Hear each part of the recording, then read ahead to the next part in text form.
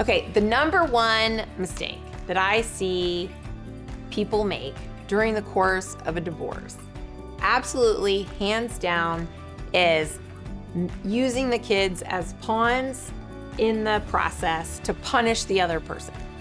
And I don't mean it, there are people who do this very intentionally, but most people don't. Most people don't even realize they're doing it. And so when I say it's a mistake, I mean it's a mistake. It's an accident. You've gotten into such a habit of and a pattern of hurting one another that you don't even recognize that the way that you are discussing time-sharing issues, monetary issues around the kids, school, healthcare issues, all the stuff around the kids, you're not even realizing that you are engaging in passive punishment through this process. And the kids know it. They pick it up, and later you're not going to love the outcome from that. Another mistake that I've seen is people who want to do everything themselves, meaning they file it themselves, they fill out the paperwork themselves, and then they end up with kind of a hot mess on the other side. Or, we've got one of the things that's really difficult to see is when I'm representing a client who is for whom I can give guidance and advocate, etc., and their spouse hasn't engaged an attorney and they're lost in the wilderness, and the whole process takes way more time when we've got an unrepresented party who's doing it themselves on the other side.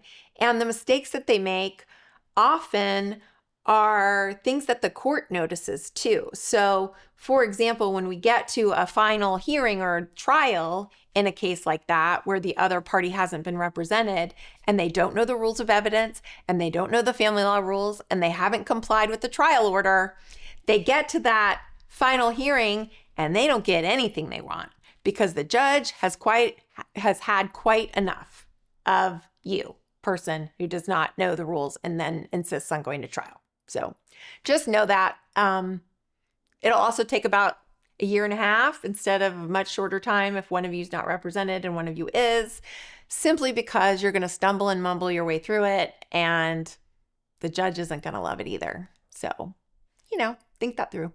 Another big one on my top mistakes in divorce has to be revenge.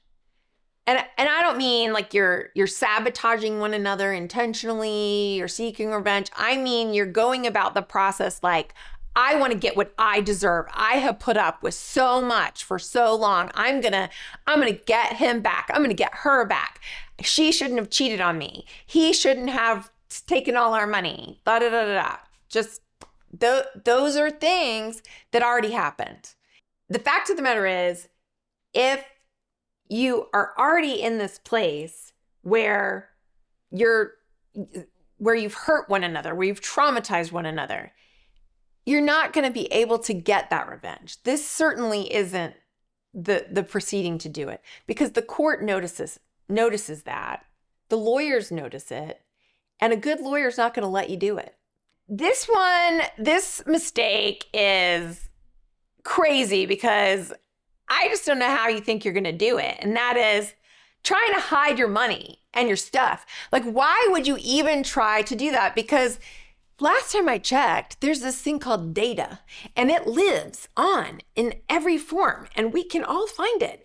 And some of us as lawyers are fairly tech savvy. Some of us have a very tech-driven firm. Some of us even know what the word metadata means. So if you think you're going to hide assets from your spouse so that you don't have to give over half or whatever the equitable portion might be, think again, because we're going to find you. If you have heard any of these mistakes that I just listed, and you think that you've either already made them or you're about to, it's time for you to call Bravo Law for a consult.